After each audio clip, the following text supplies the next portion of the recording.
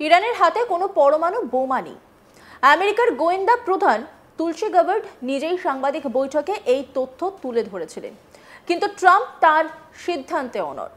তার দাবি ইরানের হাতে পরমাণু অস্ত্র থাকা উচিত নয়, কিন্তু দেশের প্রেসিডেন্ট ও গোয়েন্দা প্রধানের মধ্যে এই মতানৈক্য নিয়ে কিন্তু বেশ নজর কেড়েছে। আমেরিকার প্রেসিডেন্ট ডোনাল্ড ট্রাম্পকে এই বিষয়ে জিজ্ঞাসা করা হলে তিনি স্পষ্টতই ইরানের পরমাণু অস্ত্র নিয়ে নিজের অবস্থানে অনড় থেকেছেন। তাকে যখন বলা হয়, কিন্তু আপনার গোয়েন্দা প্রধানই তো বলছেন ইরানের হাতে পরমাণু অস্ত্র নেই, তখন ট্রাম্পকে বলতে শোনা যায়, গোয়েন্দা প্রধান তুলসি গাবার্ড কি বলল তাতে কিছু যায় আসে না। কানাডায় অনুষ্ঠানে G7 বৈঠক থেকে বিশেষ বিমানে ফেরার পথে ট্রাম্প এই মন্তব্য করেন। মঙ্গলবার 17 জুন আমেরিকার প্রেসিডেন্ট ডোনাল্ড ট্রাম্প তার দ্বিতীয় মেয়াদে প্রথমবারের মতো ইরানের পারমাণবিক কর্মকাণ্ড সম্পর্কে জাতীয় গোয়েন্দা প্রধান তুলসি গাবার্ডের মূল্যায়নকে প্রকাশ্যে প্রত্যাখ্যান করেছেন। ট্রাম্প গাবার্ডের এই বক্তব্য প্রত্যাখ্যান করেছেন যে ইরান বর্তমানে পারমাণবিক অস্ত্র তৈরি করছে না। এদিকে তিনি ইসরায়েলের প্রধানমন্ত্রী বেঞ্জামিন নেতানিয়াহুর এই দাবিকে সমর্থন করেছেন যে ইরানের লক্ষ্যবস্তুতে ইসরায়েলের বিমান হামলা ন্যায্য, কারণ ইরান পারমাণবিক অস্ত্র তৈরির কাছাকাছি ছিল। কানাডায় G7 শীর্ষ সম্মেলন থেকে ওয়াশিংটনে ফেরার সময় ট্রাম্পকে জিজ্ঞাসা করা হয়েছিল যে ইরান পারমাণবিক বোমা তৈরির কতটা কাছাকাছি, যার উত্তরে তিনি বলেন খুব কাছাকাছি।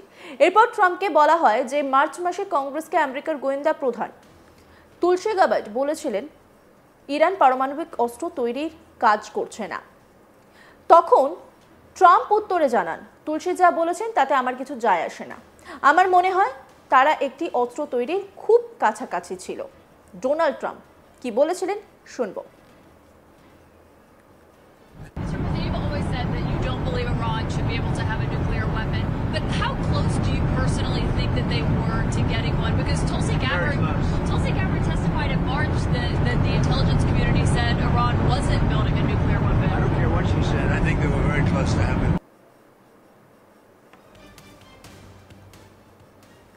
প্রসঙ্গত এটাই প্রথম ঘটনা নয় যখন ট্রাম্প দেশের গোয়েন্দা সংস্থাগুলির সঙ্গে দ্বিমত পোষণ করলেন। তার প্রথম মেয়াদে তিনি প্রায়শই দেশের গোয়েন্দাদের অনুসন্ধান নিয়ে প্রশ্ন তুলেছিলেন, যার মধ্যে রাশিয়া তার পক্ষে 2016 সালের নির্বাচনকে প্রভাবিত করার চেষ্টা করেছে এমন প্রতিবেদনও অন্তর্ভুক্ত ছিল। ট্রাম্প রাশিয়ার প্রেসিডেন্ট ভ্লাদিমির পুতিনের দাবি অস্বীকার করার বিষয়টিও মেনে নিয়েছিলেন। জাতীয় গোয়েন্দা প্রধানের কার্যালয় যার কোনো ব্যাখ্যা দেয়নি। আমেরিকার গোয়েন্দা প্রধান তুলসি গাবার্ড কংগ্রেসকে বলেছিলেন যে আমেরিকার গোয়েন্দা সংস্থাগুলি বিশ্বাস করে যে ইরানের সর্বোচ্চ নেতা আয়াতুল্লাহ আলী খামেনি পারমাণবিক অস্ত্র কর্মসূচি পুনরায় চালু করার নির্দেশ দেননি।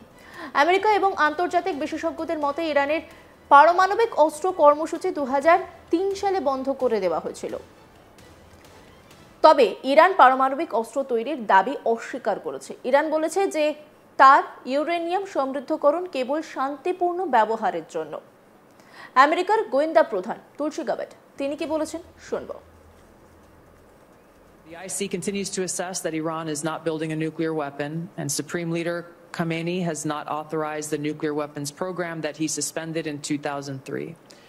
The IC continues to monitor closely if Tehran decides to reauthorize its nuclear weapons program. The IC continues to assess that Iran is not building a nuclear weapon, and Supreme Leader Khamenei has not authorized the nuclear weapons program that he suspended in 2003. The IC continues to monitor closely if Tehran decides to reauthorize its nuclear weapons program.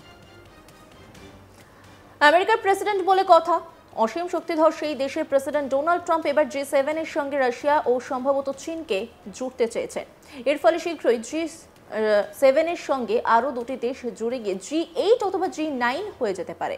সোমবার মানে 16 June আমেরিকার president Donald Trump group of 7 শীর্ষ সম্মেলনে অংশগ্রহণ করেন। তিনি Russia এবং সম্ভবত চীনকেও এই সংস্থার অংশ হিসেবে অন্তর্ভুক্ত করার পরামর্শ দিয়েছেন। ট্রাম্প ইঙ্গিত দিয়েছিলেন যে তিনি G7 কে G8 অথবা সম্ভবত G9 এ পরিণত করতে চান, যদিও রাশিয়া এবং চীনে উল্লেখযোগ্যভাবে এমন একটি সরকার হতে যার সদস্যরা গণতান্ত্রিক হবে, এই কথাও জানিয়েছেন ট্রাম্প। ট্রাম্প জোর দিয়ে বলেন যে 2014 সালে ক্রিমিয়া দখলের পর রাশিয়াকে সরিয়ে দেওয়া একটি খুব বড় ভুল ছিল, যা পরবর্তীকালে 2022 সালে ইউক্রেন রাশিয়ার ব্যাপক আক্রমণের সূত্রপাত করেছিল। এই মন্তব্যগুলি ট্রাম্পের স্বার্থ সম্পর্কে আরও জটিলতা তৈরি করেছে, কারণ তিনি মঙ্গলবার 17 জুন 2025 ইউক্রেনের প্রেসিডেন্ট ভ্লাদিমির জেলেনস্কির সঙ্গে রাশিয়া ও ইউক্রেনের মধ্যে চলা সংঘর্ষের অবসান নিয়ে বৈঠক করেন। সেই বৈঠকের আগেই রাশিয়াকে এভাবে ফের G7 অন্তর্ভুক্ত করার বিষয়টি বলায় ট্রাম্প বিতর্ক বাড়ালেন বলেই অনেকে মনে করেছেন আন্তর্জাতিক মহলে।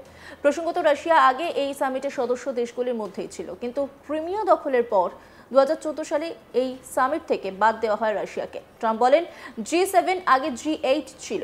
বারাক ওবামা এবং ট্রুডো নামে একজন ব্যক্তি রাশিয়াকে এতে রাখতে চাননি।